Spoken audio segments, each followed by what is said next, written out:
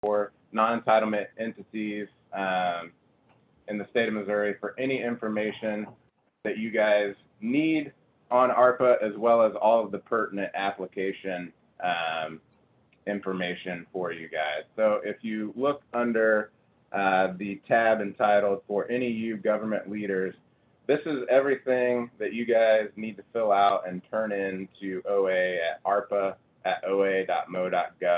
in order to formally request your share of ARPA dollars. So going through those links, starting at the top is a memo that you all should have received explaining the process. The next document below that is the actual application form, where an NEU can say that they want to claim their funds or not claim their funds.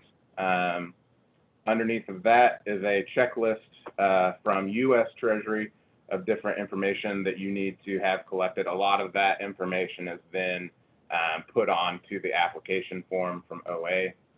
And then a couple of documents that the feds have required entities to attest to and sign to before they receive this tranche of money. One being a general terms and conditions for the awards, and then also an assurance that you, as the entity using the funds, will comply with Title VI of the Civil Rights Act of 1964. And then last but not least is a vendor application form. This is so that the state can actually get you into the system to then transfer you the funds. It will come via ACH. So all of the pertinent bank account information will be put in on that form and then sent over to OA for those entities across the state that don't already have one filled out and aren't already receiving funds from the state.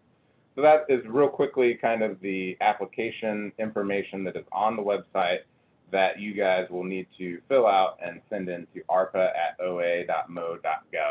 The initial deadline to get that information sent over to the state is September 1st of 2021, so that's coming up right around the corner.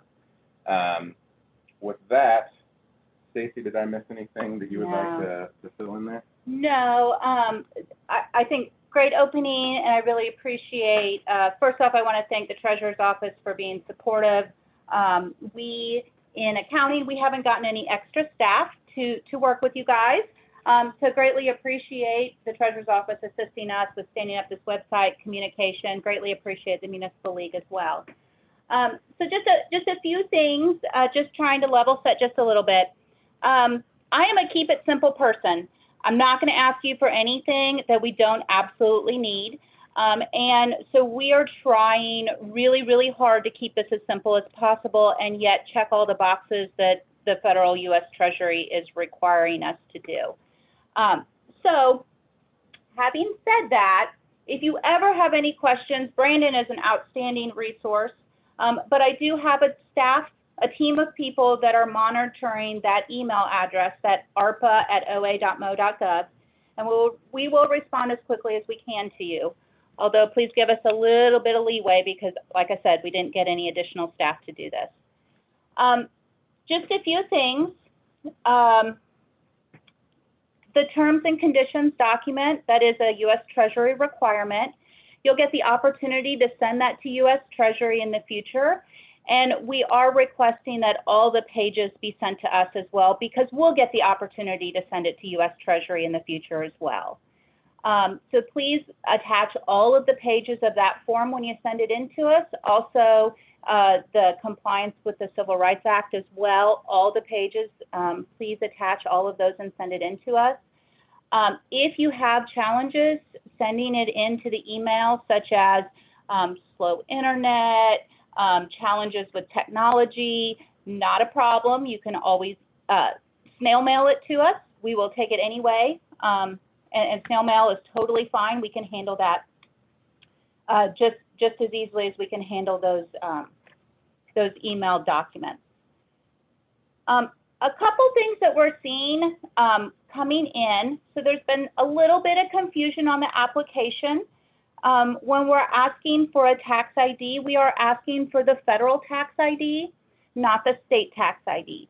So oftentimes your federal tax ID is going to begin with a 4. Oftentimes your state tax ID is going to begin with a 1.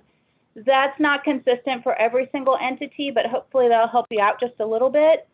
We will need that federal tax ID. If it doesn't work out, we'll go ahead and send you a note asking for something to be updated. And that's not a problem. You know, we can kind of go back and forth a little bit. That's not a problem at all. If you have questions about, well, how much money am I going to receive? The bullet directly above the 4 NEU government leaders has an estimated allocation. If you just click on that link, you'll be able to find your city, and there'll be an estimate. That is not a completely accurate amount because it does not include any reallocations, which would be if any of our cities decline to receive their funding source. Those will get reallocated in the future. It also doesn't include any caps that might exist because of your budget. So speaking about the budget for just a second, the budget is one of the most confusing things, in my opinion, related to everything you need to do to claim this money. So when it comes to the budget, U.S. Treasury has asked for the budget that is in existence as of January 27th of 2020. So if you have a fiscal year end that is a June 30 fiscal year end, for example, we will be asking you for your budget that is July 1 of 2019 until June 30 of 2020. If, however, your calendar year end budget, then we'll be asking you for your budget that starts January 1 of 2020 and ends December 31 of 2020. So depending on your normal fiscal year end, you'll need to adjust. And if we get the wrong budget, we'll just send you a note and ask you for the one before, the one after, whatever the case may be. Now, when it comes to the budget itself, you know, we have size limitations on our emails and whatnot, and I'm sure some of your budgets are super, super, super big. We're not going to ask you if you have a 300-page budget to send us all 300 pages. There is most likely a summary towards the front of your budget books or your budget documents that is most likely sufficient, something that has like your biggest numbers for your city. So I'm hopeful that most of the time the first like maybe 10 or 20 pages of your budget document, something that has the dates included and some totals on it will be very good for our purposes. You know, we are here to help, so we're not interested in tripping you guys up. We're not interested in making this process any more difficult than it already is. We're not going to ask you for stuff that we don't need to meet the minimum requirements to send you this money. And just a heads up, so we are getting this money from U.S. Treasury in 2 different payments. The first payment we've already received, and that is the money that we are dispersing. If you're curious, we paid about 100 cities last week that did meet all of the required pieces. We are hoping to pay about another 100 this week, and we're going to continue that into the future. So we are making payments once a week just to kind of keep an administrative handle on everything. And once we make payments, we're going to send you an email to the email address that we have on file. That will give you your tracking number, which will be required for you to have in the future for your reporting. It'll also give you an estimated payment date. So if you are receiving these funds electronically, you'll have an idea of when it should hit your bank account. If you're not receiving the funds electronically, you'll have an idea of when we're going to put that check in the mail. We're going to tell you that date, and we're also going to give you a dollar amount so you know exactly what to expect, either to be deposited to your bank account or the amount of the check. What am I missing? There's a couple of questions. Yeah, looks like we got a couple questions in the chat.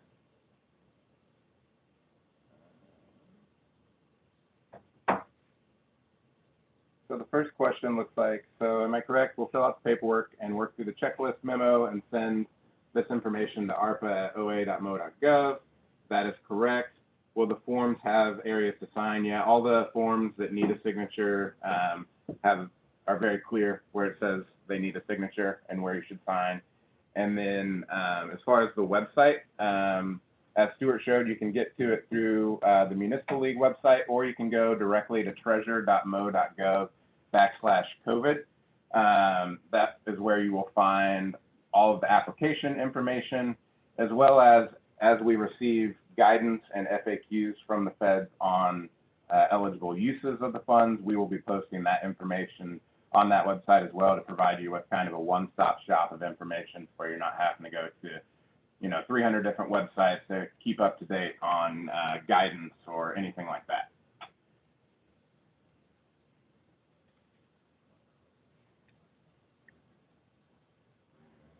Okay, so other questions that we saw come in, a question about, can you send a link to your website? It's not my preference. It would be my preference to go ahead and grab and convert to a PDF or print and scan in, or whatever your tech makes it simplest for you. It is our preference to go ahead and grab those summary pages and send it to us.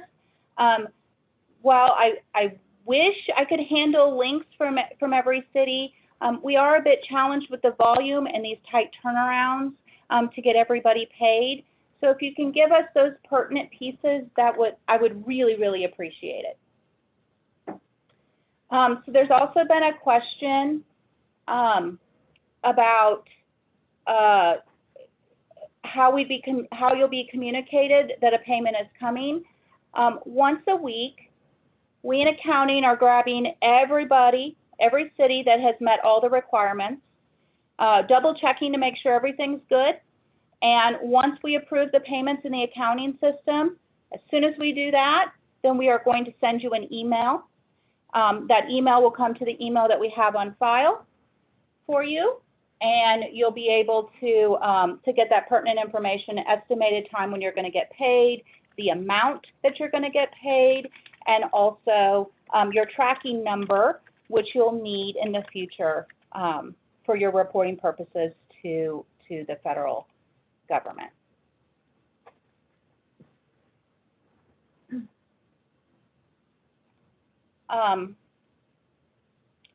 So there's a question about the vendor input form. If you already received payments from the state of Missouri, you do not need to fill out a vendor input form again. Now, I do want to caution that the Department of Revenue sends payments to you on a regular basis for your sales tax. I do not have access to your banking information, so I cannot use that information that the Department of Revenue has on file. And while I don't like asking you to fill out another form and being bureaucratic, we have a very, very specific lack of sharing going on, which I appreciate as a taxpayer, and hopefully you do too. Department of Revenue is not going to give me your information. So if you will please fill out that vendor input form so we can get you set up as a vendor for regular state payments, we'll go ahead and get you paid. Now, we absolutely prefer to send your payments electronically. We are the most confident that you're going to get them securely and accurately. However, you do not have to do that. So if you're not already set up for ACH, we will not hold up your payment for that purpose. One more thing, I can tell you, our September 1 deadline is coming up really, really fast. I really appreciate all of the cities that are working hard with us. There's many of you that have already reached out and have been great to work with. I do have the ability to ask for an extension from U.S. Treasury to give us additional time, and it is my goal to get that paperwork filed with U.S. Treasury next week. That would give us an additional 30 days in order to get everybody paid, and that is absolutely going to happen. I'm going to request it, and hopefully U.S. Treasury is going to be a great partner and grant it. Assuming that that is granted, we will no longer have that September 1 deadline, and as soon as we know that is for certain, we'll communicate the new deadline out. But I greatly appreciate everyone who is continuing to work diligently towards that September 1 deadline, but please don't panic. I am going to request an extension, and I have no reason really to believe that Treasury won't grant it.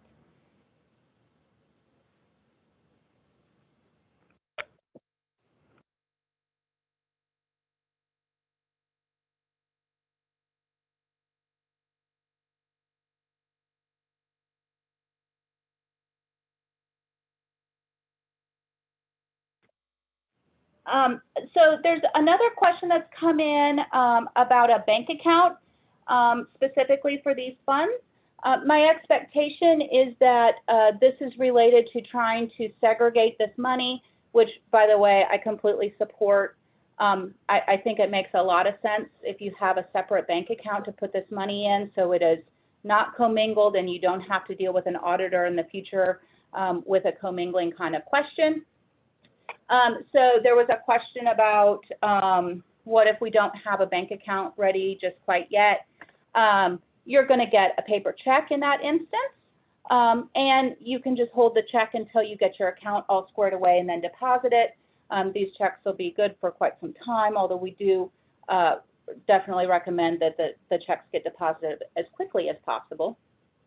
Alternatively, you have a general fund that you could park it in until you got the new account set up, at which time you could transfer it. That would work as well.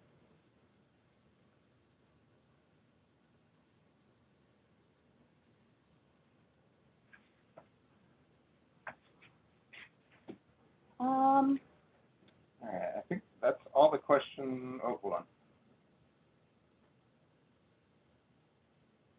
Okay, so there was a question about asking if we're communicating if something wasn't submitted correctly. Absolutely, anything that is submitted to that ARPA at oa.mo.gov is being monitored by a handful of staff here in accounting, and as quickly as possible, we are reviewing any documentation, providing comments of any concerns that we might have, and also working back and forth with you to get everything just perfect so we can make payment. We will continue to do that as long as you guys are sending stuff in. We're going to continue to communicate, and then we will go ahead and work through any issues that we have. Once everything is completed, we will go ahead and process payment, and then after the payment has been accepted in the state's accounting system, we're going to send you that email with all that information. There's been another question come in asking if you are required to have a separate bank account. You are not required to have a separate bank account. I do highly recommend, if you do not have a separate bank account, that you use some kind of coding, tagging, account structure, something in your systems so that you can very clearly and easily identify which money is ARPA money and which money is all of your other money, your local money. You will have to report on this in the future, so I think it's going to be very important for you to be able to clearly identify this money. And that can be in a separate bank account, does not have to be in a separate bank account.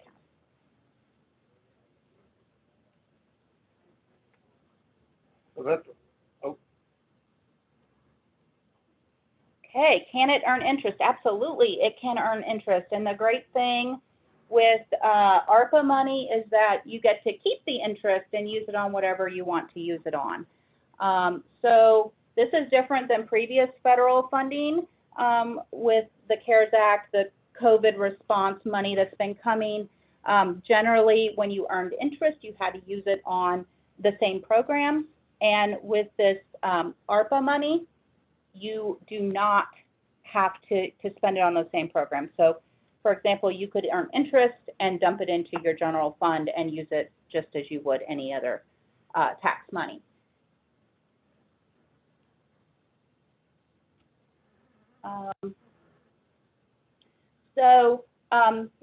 There's been a question, it's a great question, related to once the application has been filed, will we send you a confirmation email that we have your information?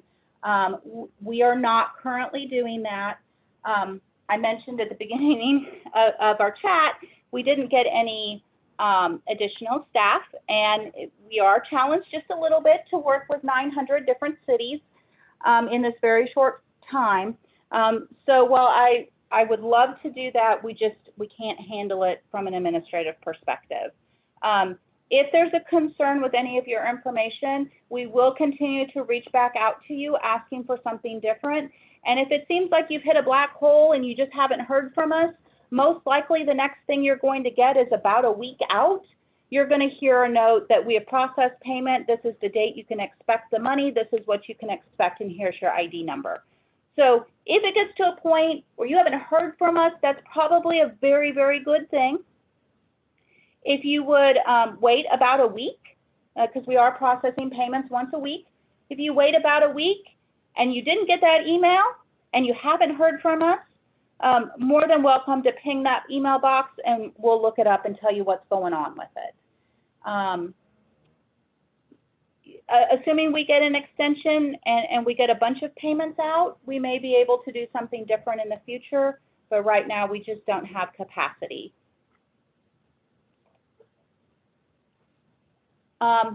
Great question related to second payment. I lost my train of thought when I was talking to you about that spreadsheet that has all your estimated payments. We do expect to get a second pot of money from U.S. Treasury. And I would love to know when that would be. It may be next August, which would be a year from our first payment. It could be next April or May. I'm hopeful that they're going to communicate with us before they send us money. And I'm hopeful that they're going to communicate with us about any additional requirements or lack of additional requirements, whatever the case may be, next year. But the way U.S. Treasury has set this up is half of the money for Missouri, that's $225 million, was received this year, and they have very specific formulas and requirements for us to distribute that money. And then another $225 million will be received next year, and we will do it again. We will distribute money again next year.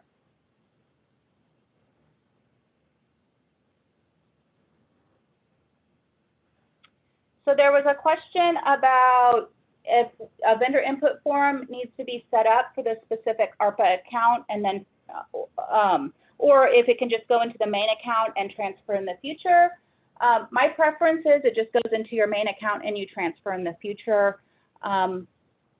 If you send in a form for a new account, I mean, we would prefer not to set them up. We actually, inside the state of Missouri, there's very few people that can see bank accounts. We treat bank accounts very, very, very seriously. And just to give an example, I'm the director of accounting. I can't see a bank account because I have no business need for it, so I can't see them. So if you have the ability to handle any of these transfers on your end, I greatly appreciate that. It helps us make sure we get it to the right account. So please, if you already have active accounts, from our perspective, there is no need to set up another one.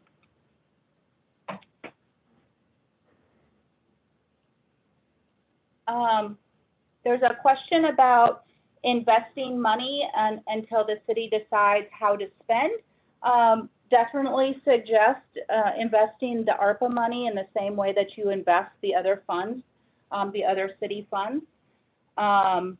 There's no requirement to sit this money in a non-interest bearing account. And it just seems like good government to go ahead and earn a couple bucks while you've got it in your treasury. So definitely recommend trying to get some interest. There's been a question about what is next year going to look like. I don't know yet. I'm hopeful that U.S. Treasury is going to give us a heads up of when we're going to be receiving money and if there's anything else that U.S. Treasury is going to require.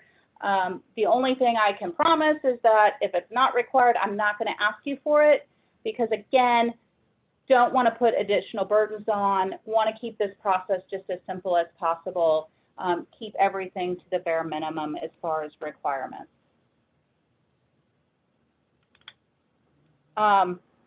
Also, there's a question about reallocation. So far, there's only been a handful of cities that have declined their initial allocations. I would say maybe a half a dozen to a dozen. So we, according to Treasury regulations, we will be reallocating that portion of money. It's going to be very, very small with the current number of cities that have declined to receive funding. And by very small, I mean like a few pennies for some cities. I mean, very, very small, because there just hasn't been much as far as declining the funds. Of course, it is still very early, and we do receive documents every day, so that may change in the future, but probably nothing too exciting with those reallocations. So there's a question on, does all of the money have to be used by December of 2024? As the guidance is right now, yes, December 2024 is the deadline to have your costs incurred. There is some time after that point where the money can actually go to that expense, but the actual cost itself would have to be incurred by December of 2024, as the guidance is currently. Yes, that is absolutely correct. A couple just points of caution. Anyone who worked with the CRF last year, you'll remember 18 months ago, you'll remember how many times U.S. Treasury changed their guidance. I think there was like 6 or 7 times where they made significant changes. As of right now, the guidance seems to be fairly stable. However, they did issue an interim final rule. Those words are a little confusing to me. I'm not sure how interim and final rule go together, but that is what they're calling it. So they have not issued, I guess, their final rule yet. And there's no information about when we can expect to see their final guidance. Exactly as Brandon states, December of 24 for an accountant is generally your PO requirement. You have contracts in place, you've told people to work, you've done this kind of thing, but not a cash spent and project completed date. The cash spent and project completed date is currently December of 26.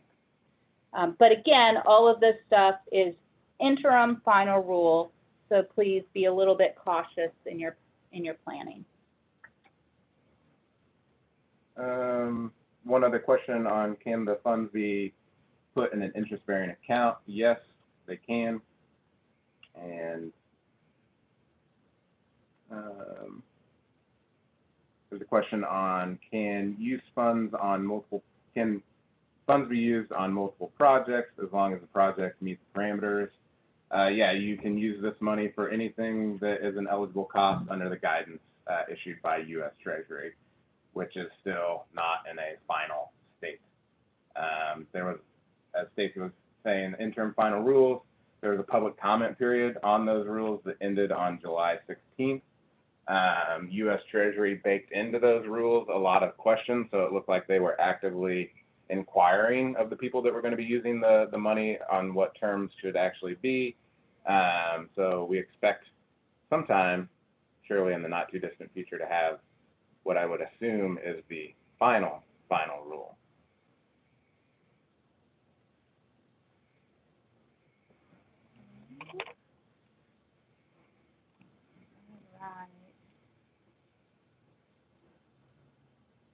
Okay. Report requirements. So there are some reporting requirements that are posted on U.S. Treasury right now. Is this on? Let's see here.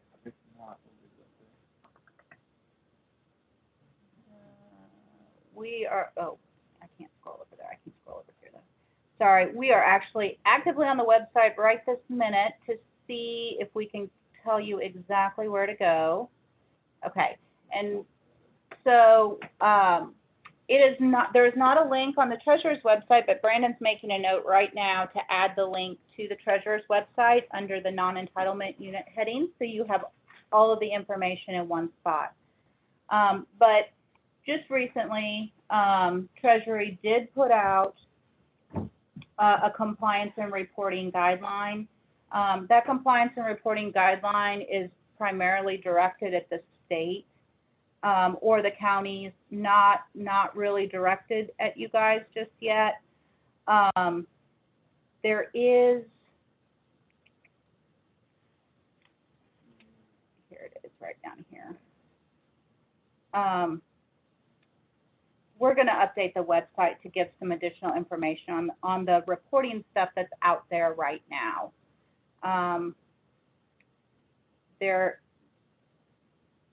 They appear to still be releasing and refining some of that, but it's a great question.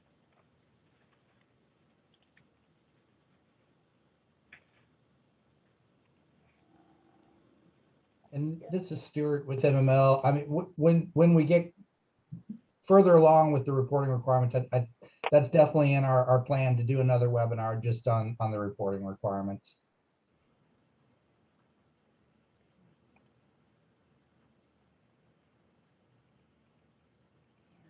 It's kind of there. So there is, it's kind of wonky the way U.S. Treasury has it posted, but on the Treasurer's Office website, if you go to the non-entitlement units, NEUs, guidance for NEUs, it takes you to U.S. Treasury's website, which scrolling way down almost to the bottom of that is kind of the cursory information on compliance and reporting that they've released so far for NEUs, but we expect there to be probably more robust in the future.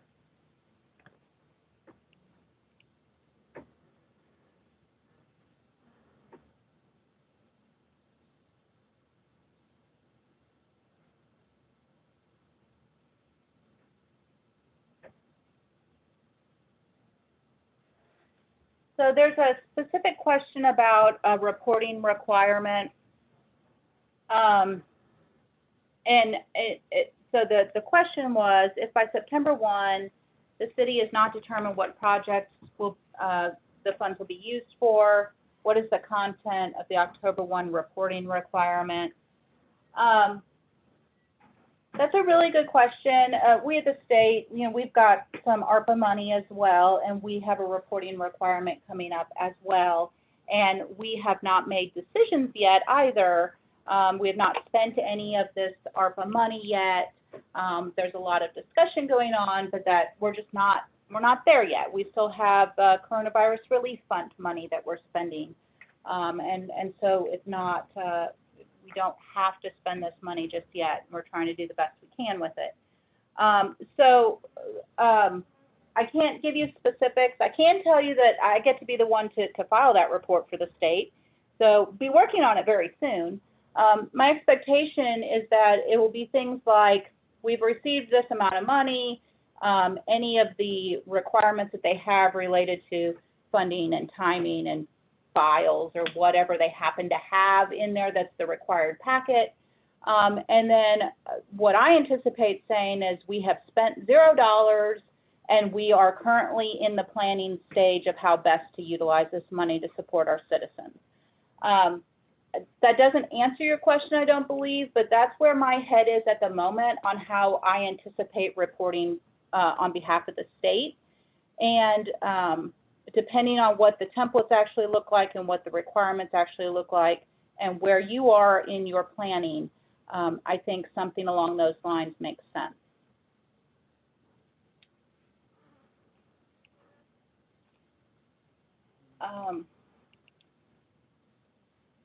Stuart, have we been hitting all of these questions as they come in, or have we been missing some?